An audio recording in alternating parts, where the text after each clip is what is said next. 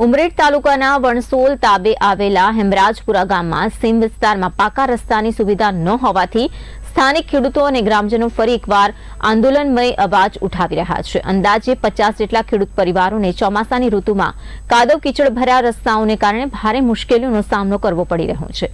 બાળકોના શિક્ષણથી લઈને ખેતીના સાધનો અને ઉપજની હેરફેર સુધી તમામ દૈનિક કામગીરી પ્રભાવિત થઈ રહી છે અને અનેક વખત રજૂઆતો છતાં ઉકેલ ન આવતા સ્થાનિકોમાં અસંતોષ ફેલાયો છે।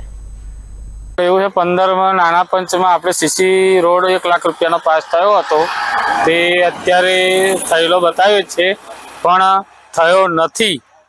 એટલે આપણે મામલતદાર શ્રીને, ટીડીઓ સાહેબ શ્રીને અરજી આપી છે અને આપણે એવું છે કે તલાટી સાહેબને પણ અરજી આપી, સરપંચ સાહેબને પણ અરજી આપી છે, પણ તે છતાં કોઈ જોવા કે ચુકાદો આવ્યો નથી।